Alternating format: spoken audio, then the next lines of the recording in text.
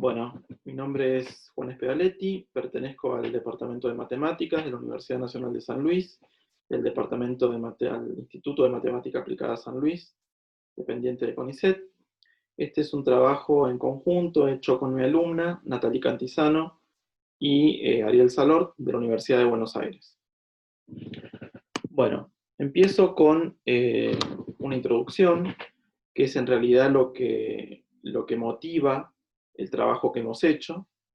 En un trabajo del año 97, hecho por las matemáticas Cioranescu-Murat, lo que hacen, entre otras cosas, es presentar el siguiente ejemplo. Consideran esta cajita D de 0,1 por 0,1 en el plano y definen los dominios omega n como esta cajita sin la unión de todas las bolas centrada en los puntos X y J, definidos de esta forma, y en radios 1 sobre n cuadrado. Entonces construyen esos dominios, y con esos dominios lo primero que prueban es que esa sucesión converge en el sentido de la topología complementaria de Hausdorff, que es algo que vamos a explicitar más adelante, al conjunto vacío. Y otra de las cosas que prueban es que si U sub n es solución para el problema de Dirichlet, entonces esa sucesión de soluciones convergen a la función U estrella, donde la función U estrella es solución de este problema. Entonces, lo que muestra este problema, en realidad este ejemplo de este trabajo, es que si uno tiene una sucesión de soluciones para el problema de Dirichlet, esa sucesión de soluciones no tiene por qué converger al problema de Dirichlet en el dominio sin perturbar, porque acá aparece este término raro que está acá. Entonces, este ejemplo muestra eso. Pero antes de este trabajo, Vladimir Sverak, en el año 1993, da las condiciones para que eso ocurra, es decir, para que se dé lo que decía que no se daba el ejemplo de Cioranescu-Murat. Entonces, Vladimir Sverak, ¿qué hace? Para una sucesión de dominios omega m y un dominio omega en el plano, él considera D una caja fija en el plano, y para L mayor o igual que 1, va a definir esta colección OL, es decir, los dominios contenidos en esta caja fija D, cuya cantidad de componentes conexas esté uniformemente acotado por este número L. Entonces él dice, bueno, si esta sucesión de dominios omega m converge en el sentido Hausdorff al dominio omega, y f es cualquier elemento del dual, entonces la sucesión de soluciones en de los problemas de Dirichlet en los dominios omega m convergen a la solución en el dominio fijo. Es decir, que lo que está diciendo Sverak es que se da una especie de continuidad de las soluciones U omega mf respecto de la perturbación del dominio omega. ¿Sí? Eso ya lo voy a explicitar más enseguida. Un poco más adelante, en el año 98, un trabajo de Bucur y Trevesky, lo que hacen es generalizar el resultado de Sverak, pero para el P laplaciano, cuando el parámetro P tiene el rango, se mueve en el rango n-1 de n. Un poco más adelante en el tiempo, Baroncini y Fernández-Bonder, trabajo del año 2015, consideran D un conjunto compacto, una sucesión de dominios omega n y omega contenidos en D, y para F, esta vez en el dual del W1 P de X0, si U omega n y U omega F son soluciones de estos dos problemas respectivamente, entonces ellos prueban que si la sucesión de dominios converge en el sentido de la topología Hausdorff y cumplen cierta condición capacitaria, entonces la sucesión de soluciones converge débil a la solución en el dominio fijo. Es decir, que lo que hacen ellos es hacer el resultado, pero para el P de X laplaciano. ¿Sí? Bueno, y un poco más adelante, acá en el año 2018, en un trabajo que hice con también Carla Baroncini y Julián Fernández-Bonder, consideramos D un conjunto compacto, y omega en esta clase de los abiertos contenidos en D. Y lo que hacemos acá es estudiar el caso no local, ¿sí? Para f en el dual del Sobolev fraccionario, si u omega f es solución para el problema de Dirichlet, para el PS laplaciano fraccionario, entonces probamos que si omega está en esta clase AD, la sucesión de soluciones está uniformemente acotada por una constante que no depende del dominio. También probamos que si la sucesión de dominios y el dominio omega viven en esta clase AD y convergen en el sentido de la topología Hausdorff, entonces existe una función U estrella en el WSP0, tal que la sucesión de soluciones converge a esta función U estrella, que es solución de esta ecuación, es decir, la ecuación de Laplace para el SP laplaciano fraccionario. Pero si además la sucesión de diferencias omega k omega cumple con cierta condición capacitaria, entonces esta U estrella en realidad es la solución para el problema de Dirichlet asociado al PS laplaciano fraccionario. Es decir que con esta condición capacitaria tenemos lo que sería esta continuidad de soluciones respecto de la perturbación del dominio. Bueno, lo que hacemos en este trabajo es analizar el contexto Orlik-Sobolev. Entonces, lo que voy a hacer acá es recordar brevemente qué es un espacio de Orlik-Sobolev. Para eso recordamos lo que es una función de Young. Una función de Young es una función que puede expresarse mediante un integral de esta forma, donde el integrando cumple estas condiciones. Y además tiene asociada una función muy especial, que es lo que se llama la función complementaria asociada a la función de Young-Phi, que se define como el supremo de TW menos phi de W para W positivo.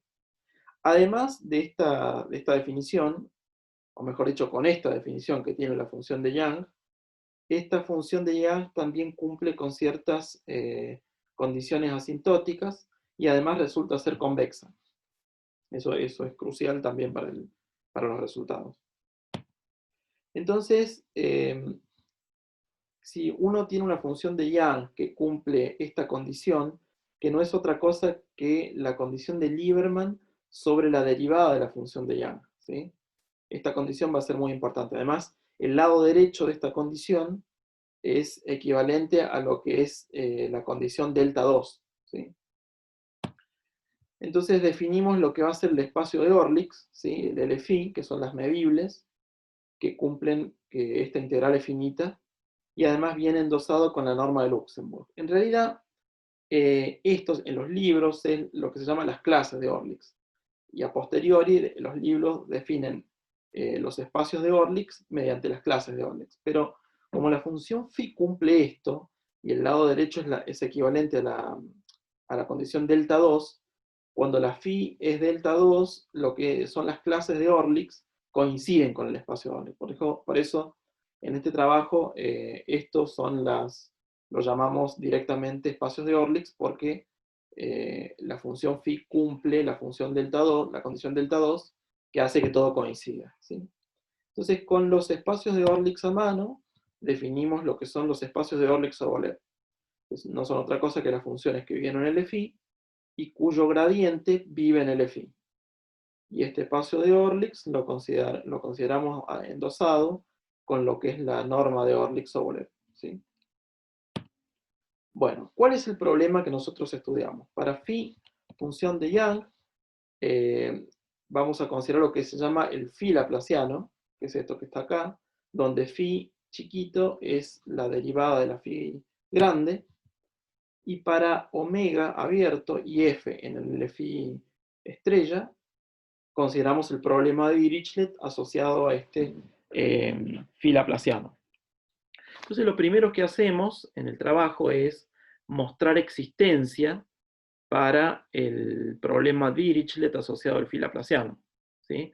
En realidad, acá ya empiezan a aparecer algunas diferencias porque cuando uno estudia existencia de solución para problemas que involucran, por ejemplo, el P laplaciano o el P laplaciano fraccionario, uno lo que hace cuando muestra solución es una equivalencia entre la solución en sentido débil, en sentido distribucional, y el mínimo para la funcional asociada. Bueno, ahí lo que se hace es una caracterización por lo general, y se termina mostrando existencia para la solución, para el mínimo de la funcional. Acá eso no lo podemos hacer, ya empiezan a aparecer diferencias. En realidad no se puede hacer esa caracterización porque en la forma débil de la solución de este problema aparece la función phi y entonces no sale la caracterización. Pero lo que sí sale es que si uno tiene solución para el mínimo de la funcional asociada, entonces esa solución es solución en sentido distribucional, que es en realidad lo que termina importando. Y también para la unicidad de la solución solamente la tenemos si la función de Young es estrictamente convexa. En principio la función de Young es convexa, por la misma definición que tiene, pero no tiene por qué ser estrictamente convexa. Entonces, bueno, esas son las diferencias que empiezan a aparecer con respecto a otros problemas. Bueno, ¿a qué le llamamos nosotros continuidad de soluciones respecto de la perturbación del dominio? Para D abierto y acotado, si phi es función de Young y f vive en el phi estrella, y omega k y omega son subconjuntos de D, vamos a decir que la sucesión de dominios omega gamma converge a omega si la sucesión de soluciones para este problema de Dirichlet converge débil a la solución del problema de Dirichlet este. ¿Sí? Entonces, esta gamma convergencia va a significar lo que es la continuidad de soluciones respecto de la perturbación del dominio. Esta gamma chica no tiene nada que ver con la gamma grande, que es la gamma convergencia en el sentido de George. ¿No? Esto no tiene nada que ver con eso. Simplemente esto hace referencia a que va a gamma converger si la sucesión de soluciones converge a la solución del problema de Dirichlet del dominio sin perturbar. ¿Sí? Bueno, uno de los ingredientes que usamos para tener los resultados es lo que se llama la convergencia en sentido Hausdorff, que nombré recién. Entonces, brevemente, bueno, para definir convergencia Hausdorff, primero defino lo que es distancia Hausdorff. Entonces, si uno toma dos dominios en esta clase, la distancia Hausdorff no es otra cosa que la distancia entre los complementos de los dos conjuntos. Y entonces, teniendo a mano lo que es la distancia Hausdorff, uno puede definir lo que es la convergencia en el sentido Hausdorff. Entonces, una sucesión de dominios converge en sentido Hausdorff a un dominio omega, siempre que la distancia Hausdorff entre la sucesión omega k y omega se va a cero. ¿Sí?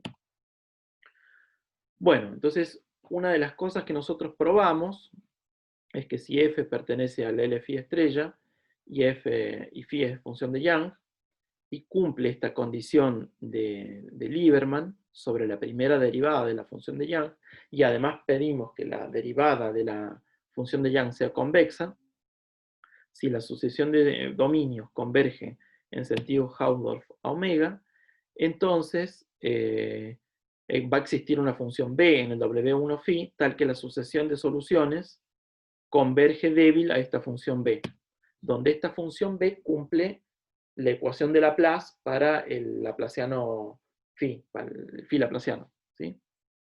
Entonces este es un primer resultado que nosotros obtenemos para la continuidad de soluciones. Esta función B es como casi la solución del problema de Dirichlet sobre el dominio sin perturbar. No lo termina siendo porque no cumple la condición de borde. Esta función B vive en el espacio W1 phi 0 D.